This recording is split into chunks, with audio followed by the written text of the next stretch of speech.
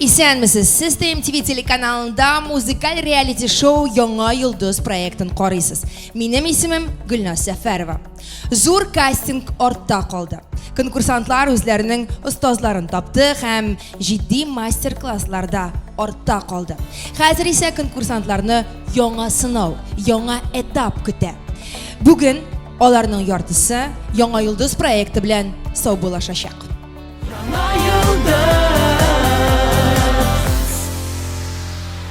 Егетләр, кызлар, сәлам. Сезгә бик көчле остазлар бирелә һәм сезнең команданың остазы, иң көчле остазларның берсе, танылган артист, Татарстан Республикасының атказанган артисты. Без әзерме, егетләр, кызлар? Каршы алабызмы үзебезнең остазны? 1, 2, 3.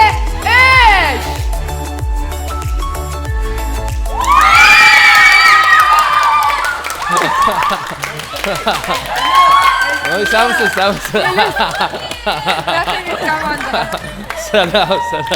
Сәлам, барыңыз қара. Сәлам, қихәлләрігіз. Нешек сіз шатмайды? Ярам, молодцы. Менә нәрсә дип әйтәсем килә, сез бүгеннән бәхетле кешеләр. Әйбет, ни өчен? Чөнки сез инде менә бу проектка килеп, проектта катнашып, һәм сезне сайлап алганнар. Бу инде демәк сез инде бәхетле дигән кешеләр. Ну, барыгызга да уңышлар. Әйдәгез. Яңа йолдыз! Дөнья безне ишетергә тия! Молодцы!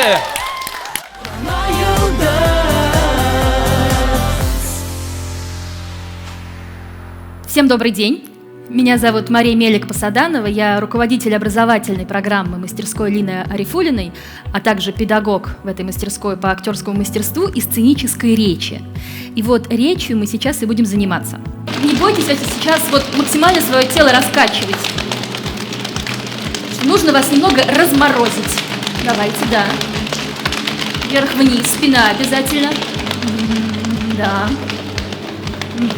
Таз обязательно тоже, давайте. Сейчас будем просто разминать наш речевой аппарат, рот, но для того, чтобы перейти к работе с ртом, сначала нужно размять все наше лицо. Представляем, как будто это тесто, которое нужно сейчас хорошенько промассировать, но без использования рук. Начинаем максимально кривляться лицом, все мышцы максимально задействованы. Или, знаете, вторая ассоциация, как будто у нас летает комарик и садится то на одну точку нашего лица, то на другую. Давайте, сейчас сел комарик на нос.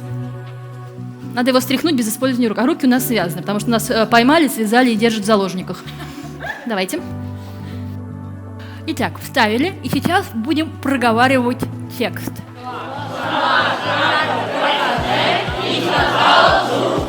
Корабли лавировали.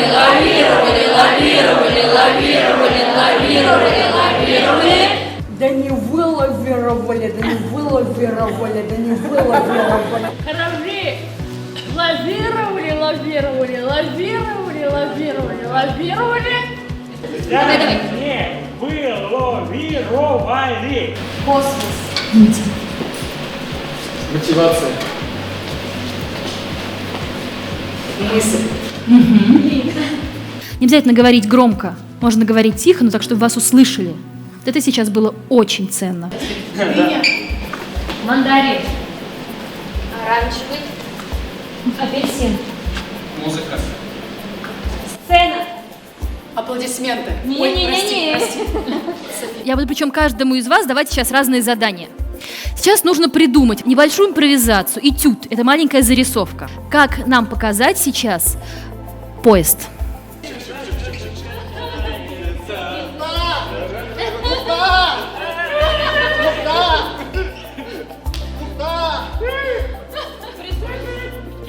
Аннушка разлила масло.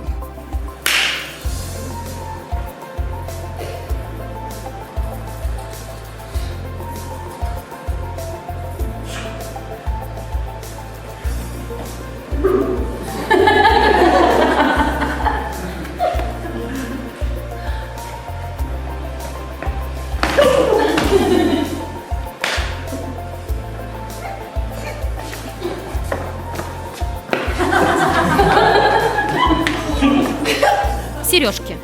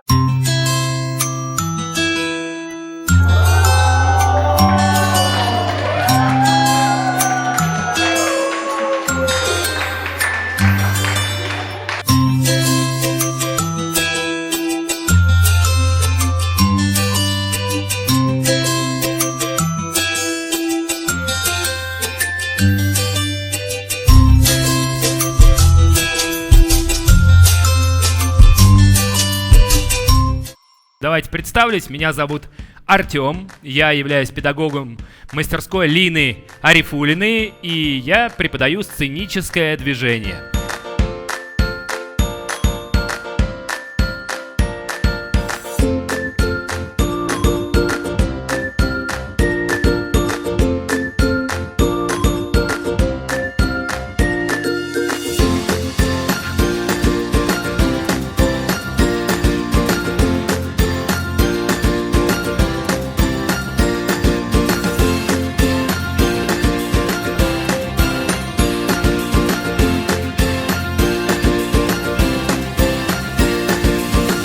В первой скорости ходим, поем. Начали.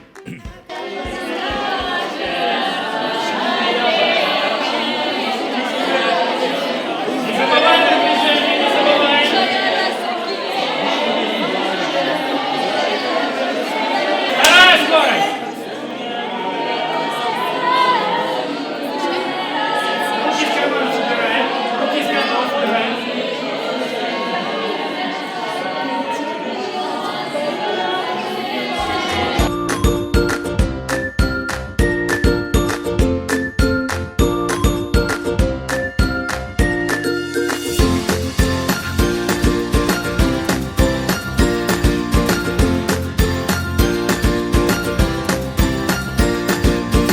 Сейчас мы будем пытаться придумать или представить ситуацию конфуза, который случился на сцене. А именно, если мы идем и подскользнулись.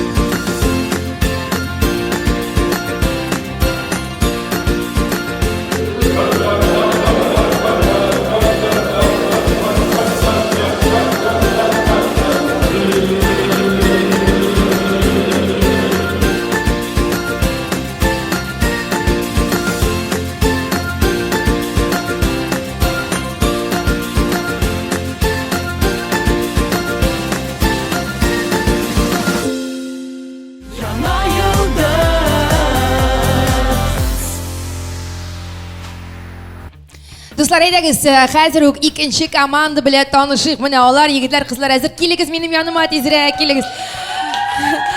Әйдәгез, ничек дуэт җырлай, ничек пар булып җырлаячак, шулай басыгыз әле, әйме, шулаймы? Бер нәрсә аңлатып торасы да юк, әйме? Ну, жюри әгъзалары янына кереп киткәнче, әйдәгез чакырыйк сезнең остазыгызны, Татарстан Республикасының атказанган артисты, Татарстанның алтын тавышы Филус Кахиров! Филус, рәхимет. Филус, иң төбәй берләр нәрсә әйтәсең, менә жюри әгъзалары янына кереп киткәндә үзеңнең укучыларыңа, үзеңнең группаңа? Үз-үзең белән сөйләшү кирәк, аралашу, бер 5 минутка гына читкә китеп, әз генә әзерләнергә һәм ни өчен килгәнеңне онытмаска кирәкме? Дерелдәп, калтырап, син шатланырга тиешсең. Халыкны да, жюрины да, һәм инде коллегаларыңны да. Ну, һәм инде традиция рәвешендә жюри әгъзалары янына кереп китәр алдыннан безнеңдер үзебезгә уңышлар теләп торган ритуал ясыйбызмы? Ясыйбыз, әлбәттә. Менә булай куябыз да кулларны. Барыбыз да. Филус, сиңа сыр итеп кенә бөтен кеше шулай эшли. Biz bulay koya alabız. Yok, biz bulay koya alabız. Әйдәгез. Koy, üstке mi, osқа mı, koy bulaşı? Pullarını bir-birsine emine şoytıraya kerek. Так. 1, 2. Bu səhnədə bugün çıxış ясаячак парларга бәя бирүче хөрмәтле жюри әгъзалары. Лена Арифулина, Рәсәй актрисасы, режиссер, зур телевизион проектлар җитәкчесе. Аның проектлары СТС зажигает суперзвезду, Тюрквижн, Фабрика звезд һәм башкалар. Эльмира Калимуллина, Голос телевизион проекты финалисты, Татарстан Республикасының атказанган артисты. Әнвәр Нургалиев, Башкортстанның халык, Татарстанның атказанган артисты. Айдар Галимов, Башкортстанның һәм Татарстанның халык артисты. Зөлфәт Хаким, халык язучысы, танылган драматург, шагыйрь, татар эстрадасына яңа стиль агым алып кергән автор башкаручы.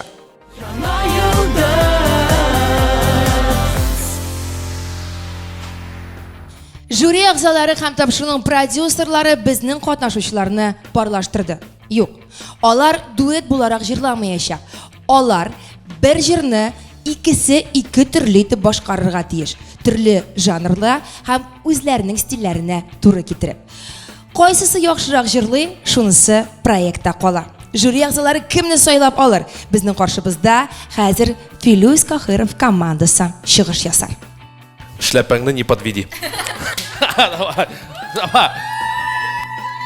Хоп, хоп, хоп, хоп, хоп, хоп, хоп, хоп, хоп, хоп, хоп. Я!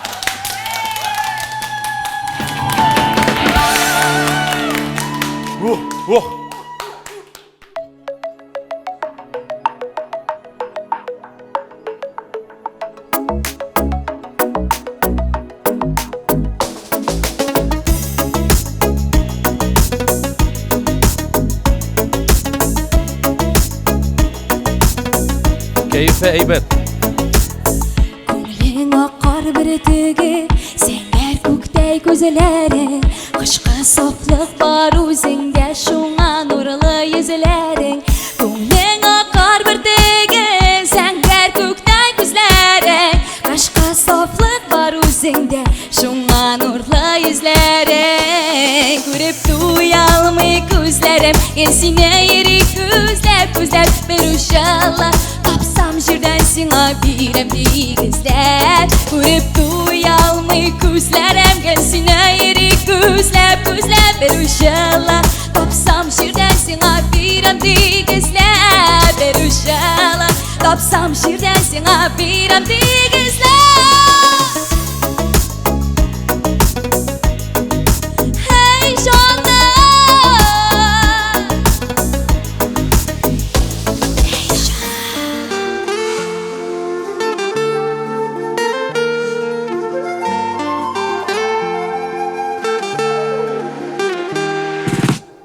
Серләремне сиңа шишәм ятка таралмаганга, йөрәгемне сиңа бирәм синсез торалмаганга.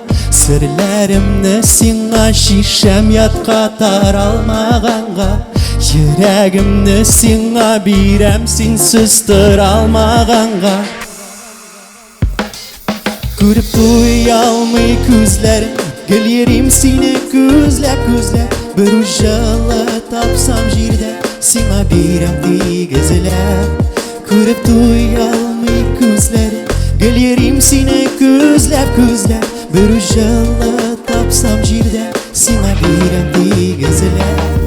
Күреп туя алмый күзләрем, гел йөрим сине күзләп. Сиңа бирәм тигезләп. Күреп туя алмый күзләрем, бер җылы тапсам җирдән, сиңа бирәм тигезләп.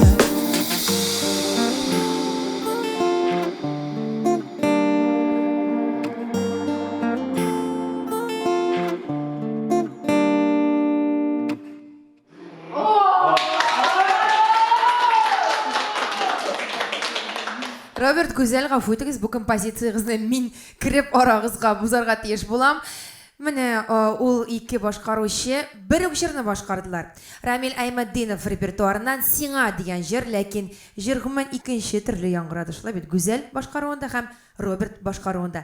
Сезнең фикерләрегез нәрсә диярсез, Эльмира? Синнән башлыйгын. Так. Бик зур рәхмәт. Әмма вокал буенча сез бик көчле. Әмма бер ниндидер кисәктә интонациягыз каядыр аска төшә башлады. Сез аны ишетмәдегез. Теге зур напор белән җырлаганда немножечко теге форсация звука дип әйтимме башланды. Шуңа күрә мин шундый гримасы итеп кебек утырдым дип сезгә булышырга дип. Тавышыгыз көчле. Сез бик стабильный, бик органик, миңа бик шады. Нерв психикасына бик стабиль түгел, эшләпәсен салып бәрде. Миндә шундый юк. Миндә шундый юк, стабиль түгел. Айдар, нәрсә диярсез? Мына бу эшләпә зур өлеш кертте дип уйлыйм мин аның чыгышына. Дөрес булды ул. Аны шул нәкъ шул урында аны атып бәргә кирәк. Без көткән ик нәрсәдер, һәм ул эшләпә булды. Роберт дөрес әйткәндә бик шундый миндә шундый ниләр булды, тойгылар тыңлыйм да, беләсезме, бу комплимент формасында тыңла фонограммага җырлаган кебек ишетелде хәтта. Шул хәтле тигез генә әйтеп, матур гына әйтеп эшләп куелган кебек. Роберт ул бик зур нәрсә. Әле аны студияда тигезли, матурлы чыгаралар кайбер кешенекен и барып чыкмаска мөмкин. Гүзәл инде ул әзер артистка, әзер бүгеннән инде ул чыгып китәргә. Бу проект булмаса да барыбер теләсә кайсы төркемгә барып үз урынын таба алачак. Миңа бу проект кирәк. Кирәк инде, сүздә юк. Чыгарып җибәрергә тырышалар мәллә дигән, име? Гүзәл бүген әзгенә хәтта теге тональность түбәнрәк кебек килеп чыкты. Әллә дулкынланудан, әллә инде чынлап та шулай булдымы? Берникадәр менә беренче турда син миңа яктырак итеп күренгән идең. Кыюрак итеп һәм төгәлрәк итеп. Әле берникадәр әллә дулкынландың, әллә инде чынлап та тональность бик туры килеп бетмәгән кебек хис иттем хәтта. Но эшләпә үз эшен эшләде бүген. Бер үк җыр һәм бер үк җырга ике төрле караш, ике төрле стильдә башкару. Әнвәр, сиңа кайсы якынрак булды? Без хәзер әйтмибез теге вокал ягыннан дип әйтмибез, образ буенча, менә кайсы ничек итеп җырлау сиңа күңелеңә күбрәк? Әлбәттә гүзәл инде. Май кояшы кебек. Просто уж китәрлек. Ну, җырлау ничек әйтим икән? Әз генә может җыр синеке булмагандыр. Ну, әгәр үтмәсәң бит, мин сине үземнең группада көтәм. Шулаймы? Рәхмәт. Бэк-вокалда? Не только җырларга. Только. Гүзәл исеңдә калдыр. Зөлфәт әфәнде. Миңа шәхсән үземә һәр икесенең берсенең дәген җырлавында, бәлки җырның үзендә дә миңа якты сагыш җитмәде. Сагыштан башка булмый. Мин драматург буларак һәр вакыт әйтәм, лучше чуть-чуть не доиграть, чем переигрывать. Менә монда бу теге аффективны алдан хисне алга биреп, анда бит якты сагыш булырга тиеш. Иң кадерле, иң әһәмиятле, иң мөһим сүзләрне кеше кычкырып әйтми бит.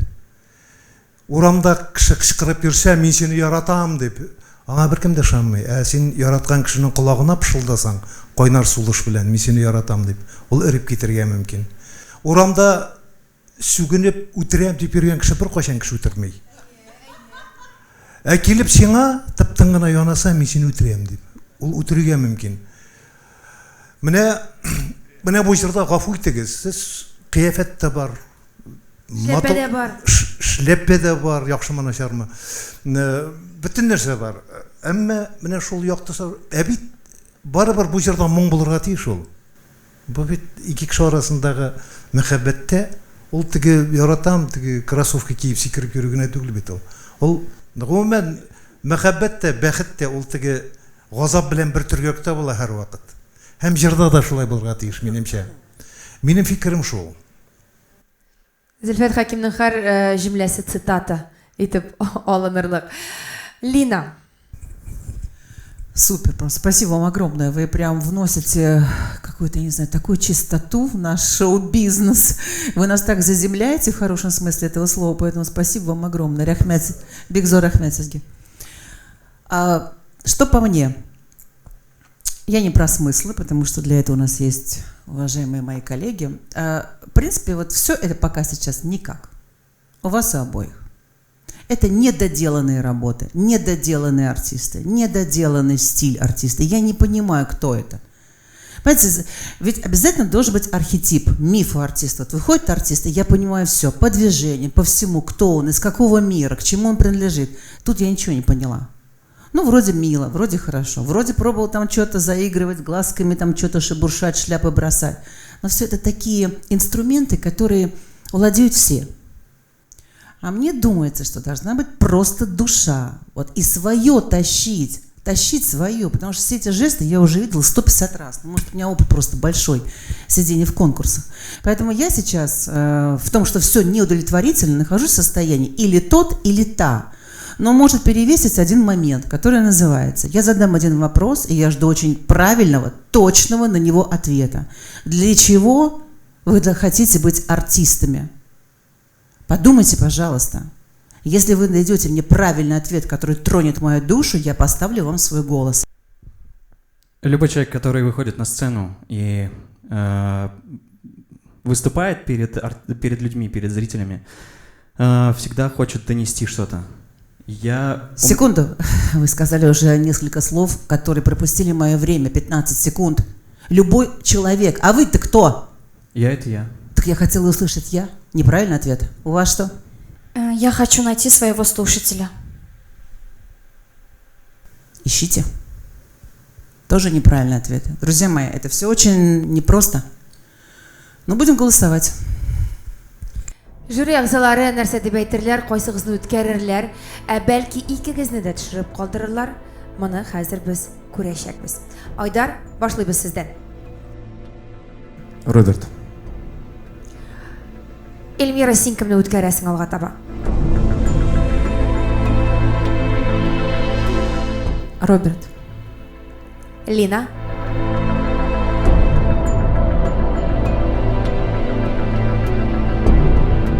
Я голосую за Роберта. 3 кеше Роберт өчен тавыш бирде. Әнвәр.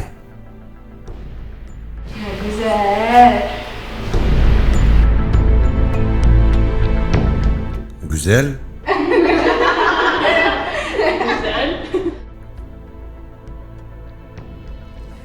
Güzel. Зөлфәт әфәнде. Мин дөресен әйткәндә икесен дә төшереп калдырыр идем. Рәхмәт. Мондый фикердә, мондый тавышта кабул ителә. 3 кеше Роберт өчен тавыш бирде. 1 кеше Гүзәл өчен һәм Зөлфәт әфәнде икесен дә төшереп калдыру яклы. Ләкин күпчелек Роберт өчен тавыш биргәнгә күрә Роберт алга таба үтә. Гүзәлне без көтәбез Әнвәр Нургалиев группасында.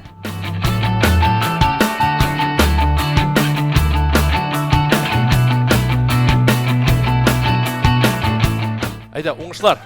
Оба!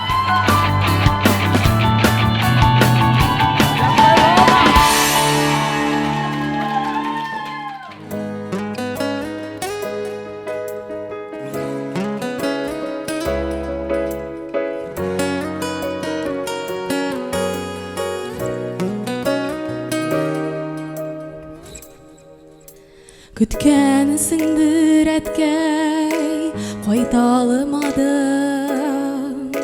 Җитә йөртте язмыш юллары. Сиңа тап җырым язылмады. Ялгышымны соңрак аңладым. Еллар үткән саен акыл керә. Ешкерәсең әткәй төшләремә. Сагышларым тия йөрәгемә.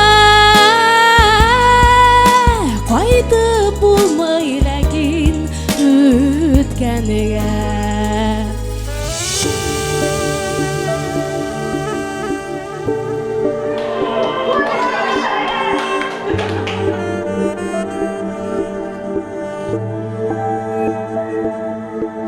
Кайткан сайын безне каршы ала.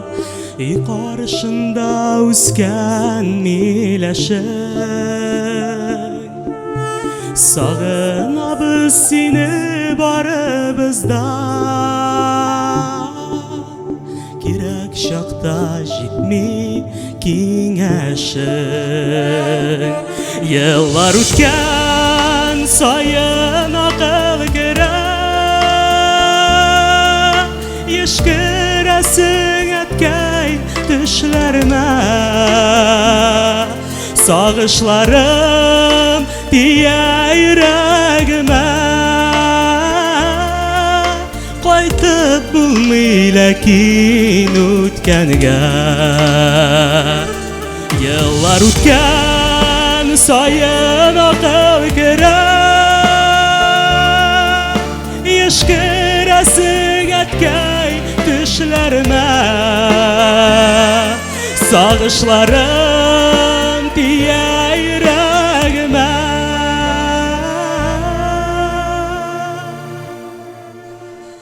Кайтып булмый ләкин үткәнгә.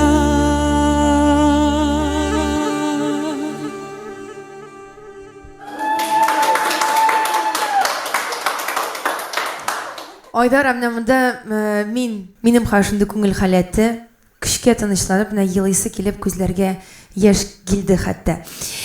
Ришат Фазлы Әхмәтов репертуарыннан Күткәнсеңдер әткәй дип исемләнгән җырны башкарды безнең ике конкурсантыбыз да.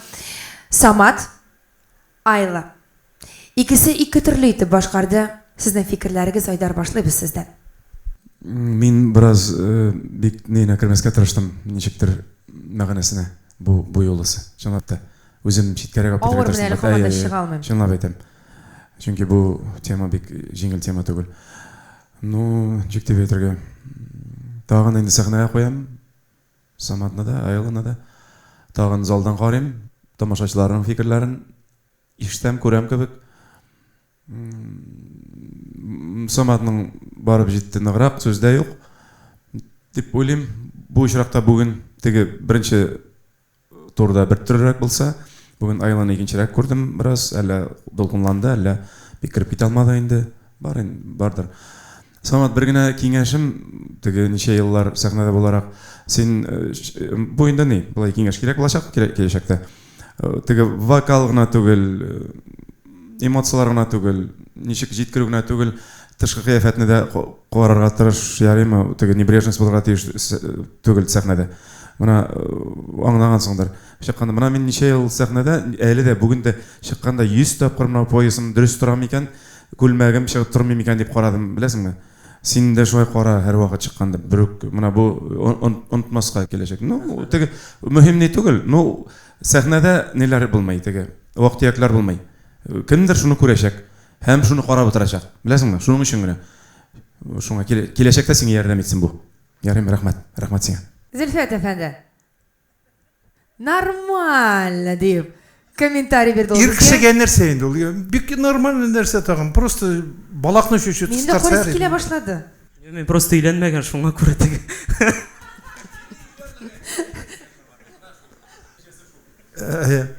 Монда мин менә хәзер күні бойы шушы гүзәл затқа қарап отырасы келіп, күні бойы Саматның жырлағанын тыңдайсы келіп отырдым.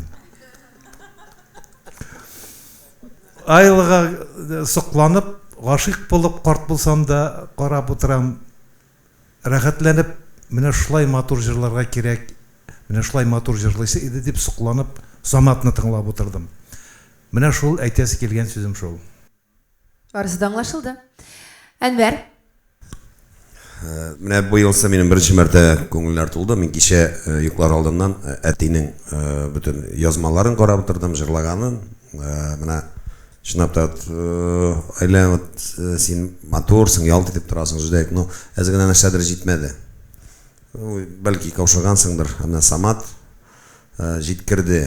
Ну, миңа калса әз генә төпләргә китереп тә җырласаң бу җырны төшенеп җырына ул синең җырың буладыр. Мин аны ниядер Ришатта бик ишетеп бетмәгән идем. Мен бүген бәлки әйтеп, ну, миңа ошады.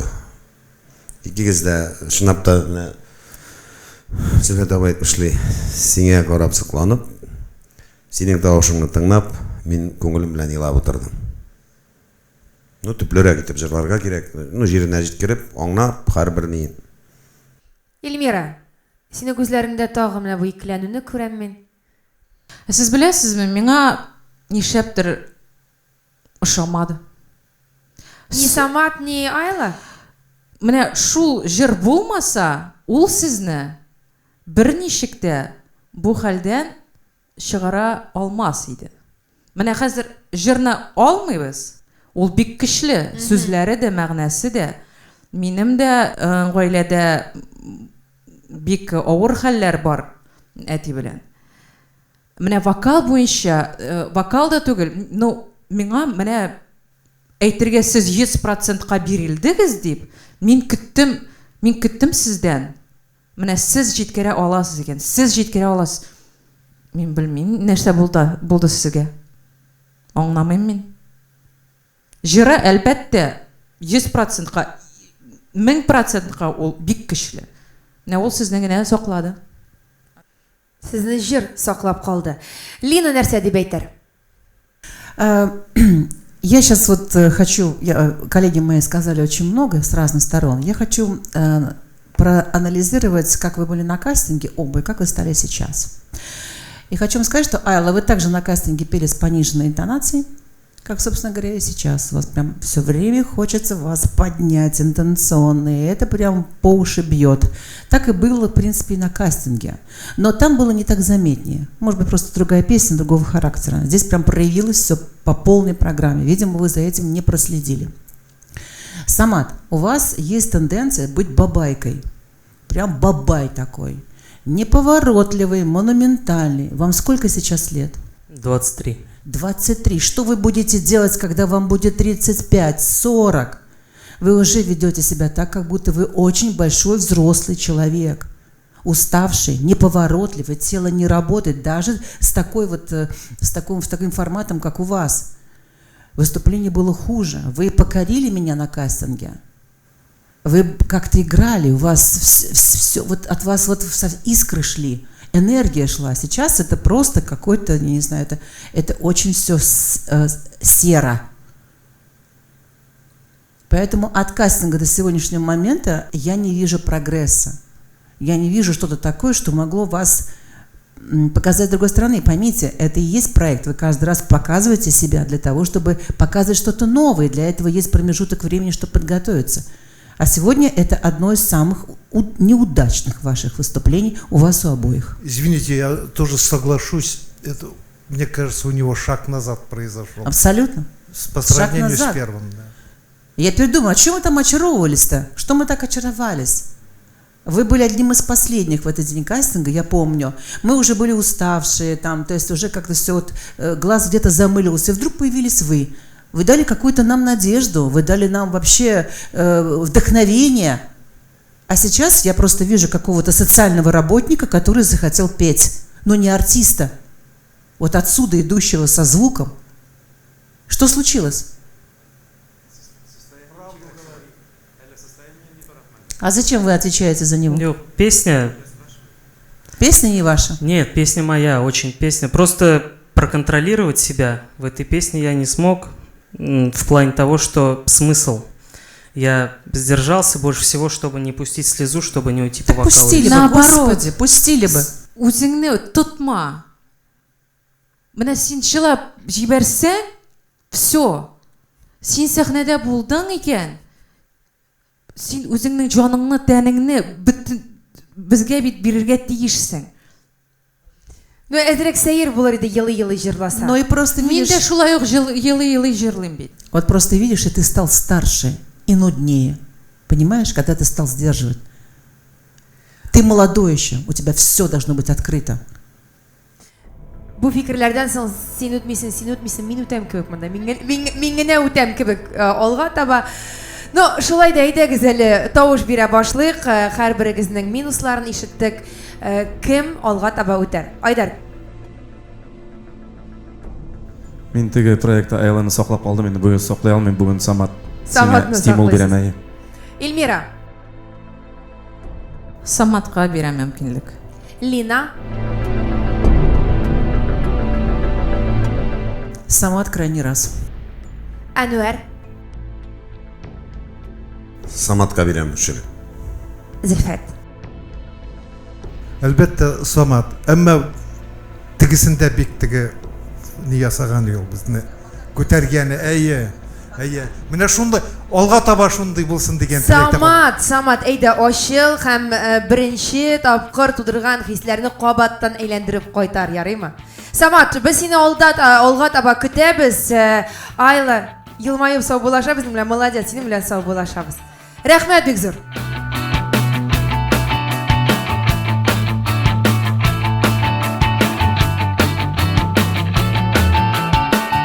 Уңышлар, мен әйткәннәрне истә калдырдыгыз, әйме? Менә барсында әйбәтләп матур гына, шот, уверенно. Всё. Давай, сез булдырабыз.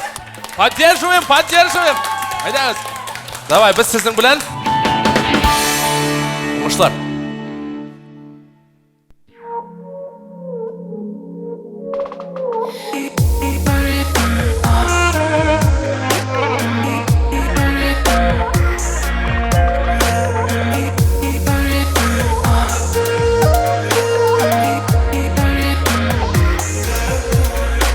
Күргә шатланып елмыйдым, тибрәнде дә күңелем кыллары.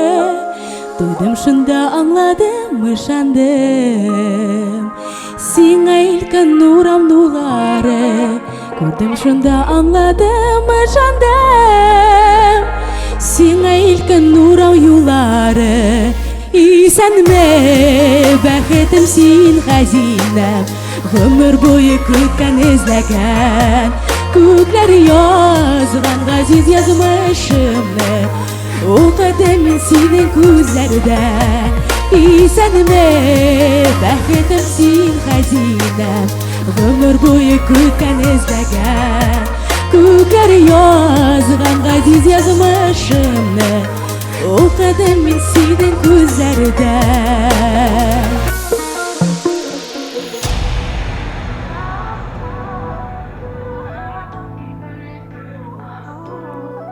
Bilmesem de sine gel oyladım, Көңел белән тойдым, сағындым, Төнлә өмет йылдызында яндым, Таңда кояш булып кабындым.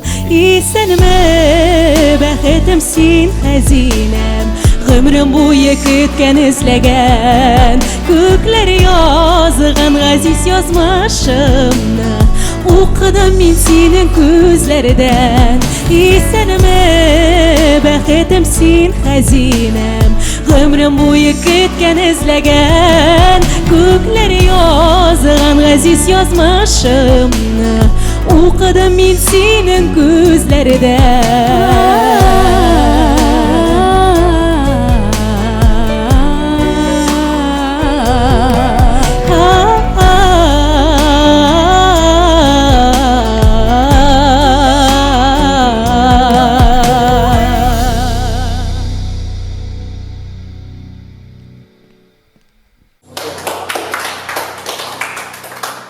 Рәхмәт, кызлар. Безнең каршыбызда ике кыз һәм гадәттә берсе җырлаганда конкурсантларыбыз икенчесе карап кына торадыр. Бүген менә монда хәзер дуэт буларак тәкъдим иттеләр алар үзләренең чыгышларын. Минем уң ягымда Аида, сул ягымда Чулпан. Башта без жюри әгъзаларының фикерләрен белербез. Зөлфәт әфәнде, әйдәгез сездән башлыйк әле. Буларның вокаль мөмкинлекләре минемчә бер дәрәҗәдә кебек. Әмма менә Чулпан бит әйме. Чулпан беренче җырлады, миңа менә произношение татарча булмау колакны ярды шундук. Аиданың исә менә Минең Себер телем. Юк, мин бит. Мин дә Себердән. Ул бит гаепләп әйтү түгел. Минем теге ничек дип әйтәм, мин ничек тойганымны гына әйтәм. Каян булсагыз да күктән. Ничек барлык, ничек бар шулай? Әйе. Күктән төшсәгез дә ярый.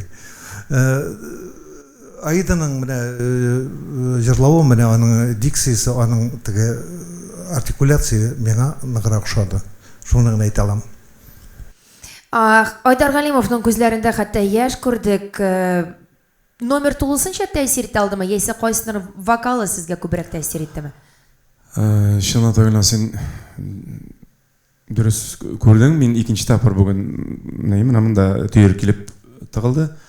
Бик яхшы эмоциялар бу. Кызлар икесе дә мин белмим ничек аларны хәзер аерга. Шундай икесе бергә гомер буе җырлап йөргән күк чыктылар әле алар. Ой. Кайчан өлгердегез булай эшләргә? Кайчан булай якынай? Яшьтән инде җырлыйбыз әйме? Юк, менә бергә дуэт буларга. Менә бу җырда бик күңелгә барып җитте. Мөмкинме сорарга композиция кемнең? Илмир Нәгыймова репертуарыннан. Бәхетем, исәнме бәхетем? Ул бөтенләй башкача яңгырады чынлап та, бөтенләй молодцы. Менә ул ягы бик яхшы. Сез үзегезчә аны тәкъдим итә алдыгыз. Белмим инде произношениеларга күз йомасым килә минем бу очракта. Әлеге дә баягы Себер, Тобольск, Себер. Менә Себер якларыннан нинди чынгып килгән кызлар һәм нинди моңны саклап алып кала алганнар. Шуңа шатланып утырам. Рәхмәт. Хәер, тиздән тавыш бирергә күчербез. Илмира, синең фикерләрең? Чынлап әйткәндә, мин белмим нәрсә эшләргә. Ул искиткеч булды. Сез беренче кастингны туган як дигән җырны җырлаганда сез икенче төрле кеше идегез. Ә хәзер күлмәк киеп, искитмәле ниндидер тавышның интонациясе икенче төрле образ. Сез мин чынлап мин белмим нәрсә эшләргә. Может, Лина знает? Можете спеть еще раз акапельно, но короче расстояние между вашим вокалом. Грубо говоря, 2 строчки ваши и 2 строчки ваши. Ближе друг к другу, чтобы нам уже определиться, потому что хочу вам сказать, что я впервые в сложном выборе. Вы просто 50 на 50. У каждого из вас есть свои маленькие нюансы, минусы, но настолько превалирует хорошее у каждой из вас, что вы очень равноценны. Вы очень сильны, вы прям даже вы близнецы такие по таланту. Поэтому, если у вас будет возможность, пожалуйста, 2 строчки, 2 строчки. Дайте нам еще раз какой-то такой момент. Знаете, уже мы эмоционально все услышали, мы все восприняли это, а теперь, может быть, сухо, закрыв глаза, 1 вокал, 2 вокал и понять, сделать нам выбор. Кызлар, кемнән башлыйбыз? Аида, Чулпан? Әйдәгез, Аида. Белмәсәм дә сине гел уйладым, күңел белән тойдым, сагындым, төнлә йылдызында яндым, таңда кояш булып кабындым. Сине күргәч шатланып елмыйдым, тибрәнде дә күңелем кыллары. Тойдым шунда аңладым, ышандым, сиңа илткән нур юллары. Әнвәр, синең фикереңне белик тә, тавыш бирүгә күчик. Кызлар һәрвакытта да алар матурлар, ялдый торалар, чыккач та менә Аида да, син дә икегез миңа бик ошады, матур чынлап та шишмә кебек шылтырый, ниләрегез ничектер күңелләр, сезнең тавышыгыз әллә кая алып китте, шулай итеп. яшьлеккә, мәхәббәткә. Ну, менә мин дә икегез дә огонь инде урысча әйткән. Хөрмәтле жюри әгъзалары, тавыш бирүгә күчәбез. Айдар. Мин бу проектта беренче тапкыр шундый хәлдә калдым. Һәм мин бу кызларны беренче аера алмыйм. Һәм беренче кемдер төшеп калдыра алмыйм. Калдырасым килми. Шуңа күрә дә мөмкин булса, мин Аида һәм Чулпан өчен тавыш бирәм. Рахмәт. Икесен дә үткәрәсез димәк. Булай да булырга мөмкин. Эльмира. Мин дә шундый фикремдә, икесен дә калдырырга дип. Әнвәр. Мин дә икесен дә калдырыр дидем. Друзья мои. Зөлфәт әфәнде. Икесен дә калдырабыз. Икесен дә аера алмыйбыз. Слушайте, друзья мои, у нас конкурс дуэтов. Юк, буларны аерып булмый. У нас конкурс дуэтов, друзья мои. Надо выбрать хотя бы одного. Я понимаю, что вы сейчас все решили залом, по-моему, их двоих. Ну, потому что это невозможно. Это невозможно. Это либо брать, либо вообще, либо сейчас надо уходить. И сами, нам уходить. Нам уходить. Вам уходить. Да. А нам что важно? Хорошее пение, хорошая подача, талантливые люди или какие-то условности, какие-то правила? Ну, у нас есть конкурс, у нас есть дуэт, из которого одна должна остаться, если они обе хороши, как тут быть?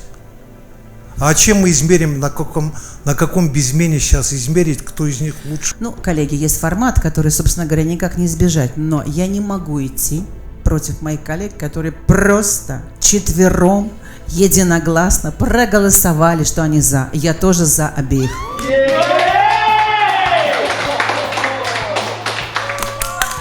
Форматка каршы, барлык кагыйдәләргә каршы барып, жюри әгъзалары Чулпан, Аида, сезнең икегезне дә алдагы турга үткәрде.